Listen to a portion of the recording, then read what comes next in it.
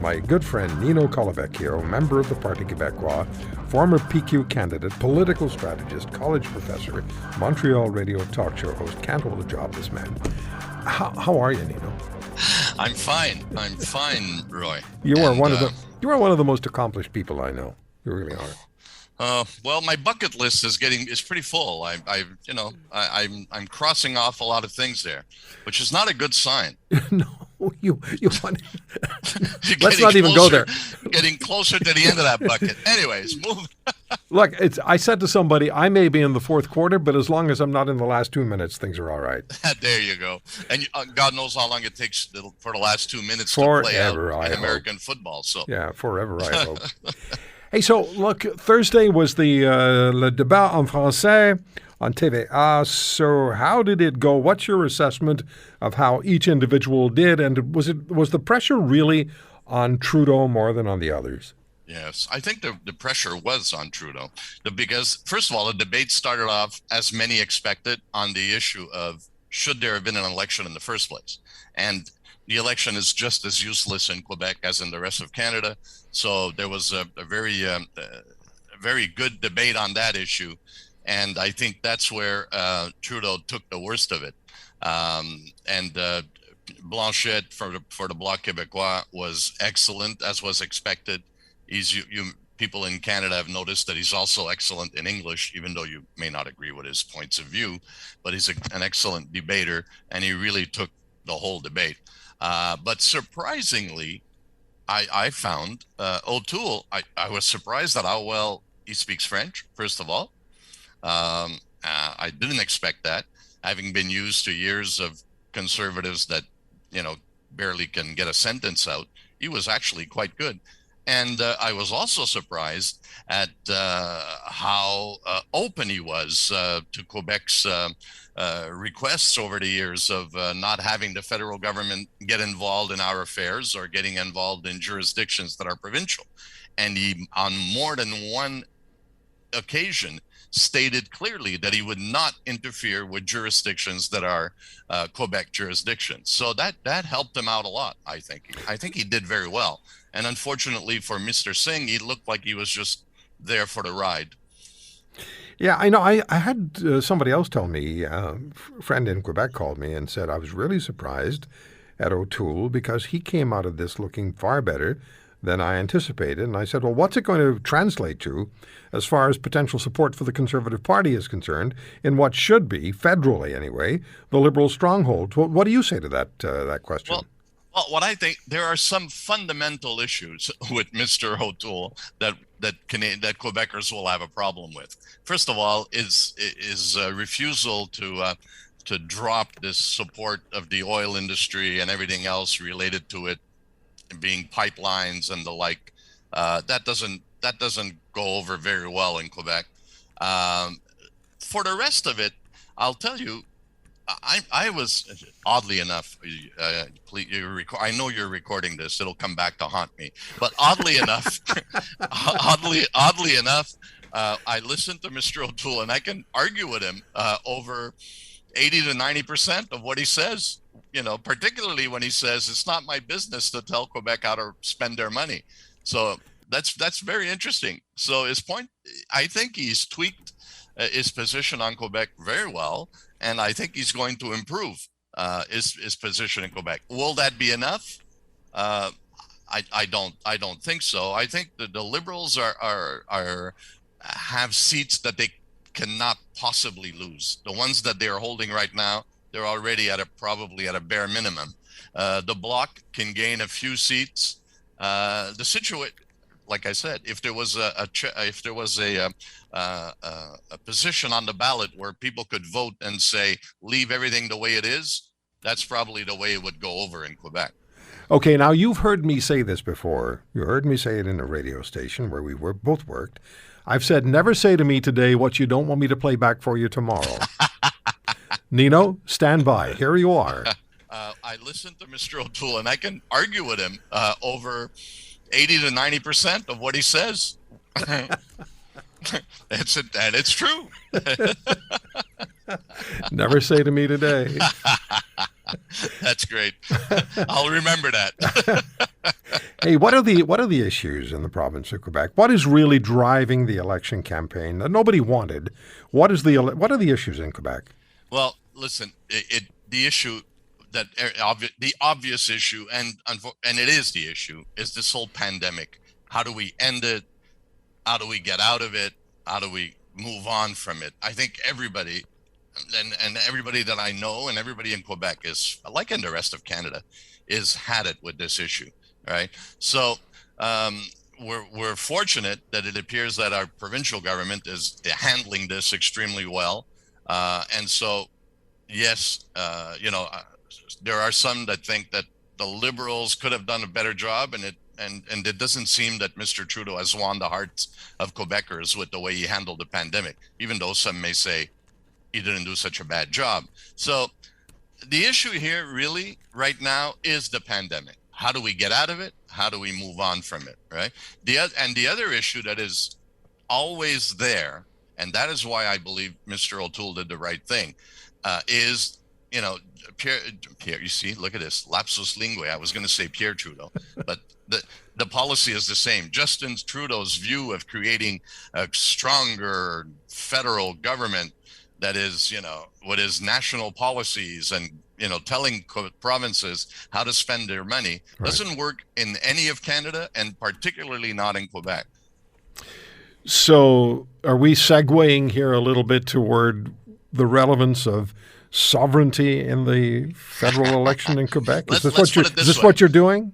Yeah, let's put it this way. If I wanted to be Machiavellic about this, I would say, let Trudeau win. There's a much better chance for sovereignists to surge if Justin Trudeau wins than if, say, O'Toole wins. Yeah, we're recording this as well. Yeah, because Justin Trudeau is going to, he has this great idea of daycares, but he wants to establish a national daycare, which is a beautiful idea, but we've already got it in Quebec, one of the best in the world, actually. And now he wants to put his nose in there and put in guidelines and stay out of it. Then there's the issue of, he wants to get into our health system and tell us how to deal with old folks' homes and residences for the elderly, and he wants to establish guidelines. And Quebec and much of the rest of the country also is saying, "Would you kindly mind your own business?" Right? That's what it's all about. How does Quebec see the rest of Canada now? And let me just ask you as well: how does Quebec see Western Canada? Is it even a factor in Quebec politics, the rest of the country? No, in Quebec, in day to day, no. Amongst people who are very politicized or very much involved somehow, like we are in debating politics on a daily basis, we maybe have more opinions, but the average Quebecer really doesn't seem to doesn't really ring. It doesn't really cause them much of an issue. The difficulty is that there's Quebec bashing that happens a little bit in the rest of Canada. That's more annoying. When politicians claim that we're more racist in Quebec than in the rest of the world, than the rest of the country. These issues will annoy the average Quebecer, but not to the point where it becomes a major issue. I think it's very much a live and let live kind of attitude. I listen to Mr. O'Toole and I can argue with him over 80 to 90% of what he says. I listen to Mr. O'Toole and I can argue with him over 80 to 90% of what he says. I understand that that's already part of a Conservative Party of Canada broadcast commercial. Fabulous. I'll give him a better recording if they want. Nino Colavecchio is my guest from Montreal. As you know, just a point. I mean, I'm a sovereignist, but I have no present allegiance to any one of those political parties. No, and you were a very staunch Federalist for many years of your life. Long ago, yes. Yeah. I was.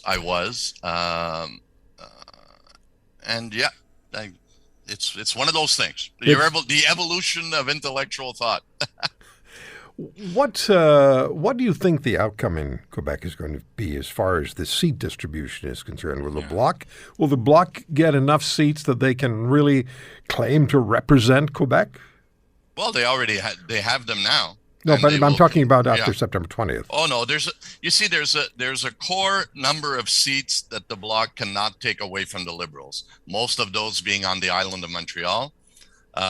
It's considered without any I'm not any derogatory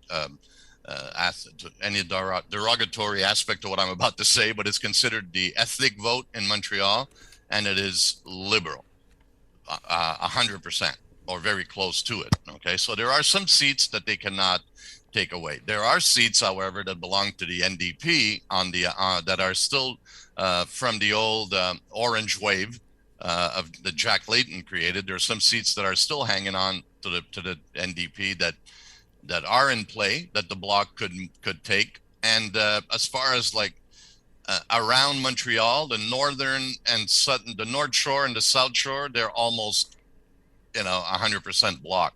So you see the position, it'll be difficult for the Bloc to increase substantially its number of seats because there's just some seats that will not move.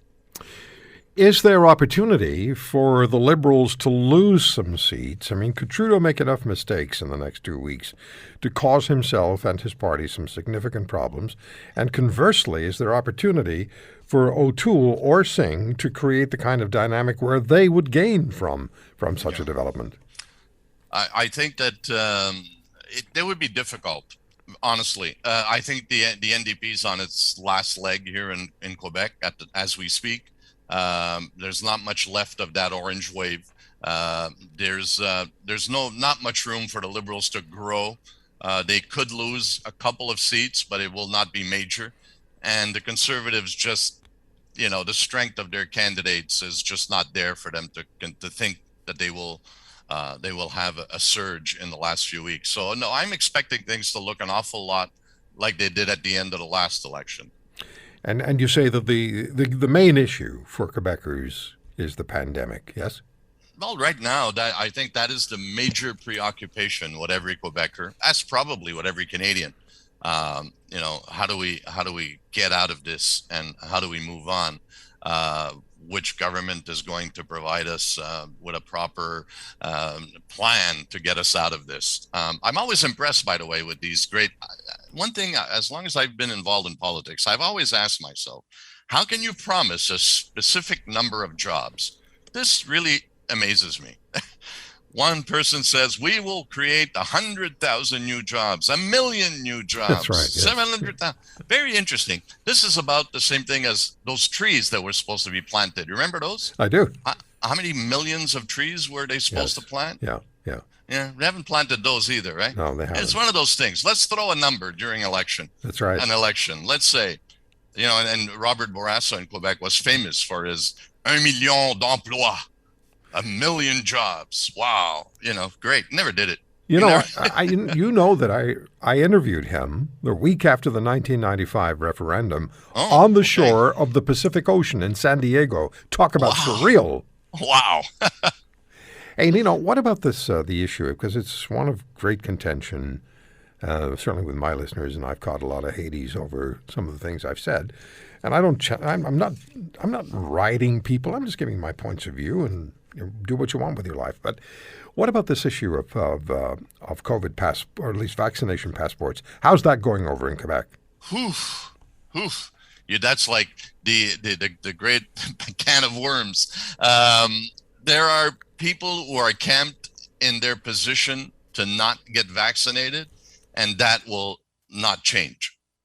And they are, diehards. They will not move from that position.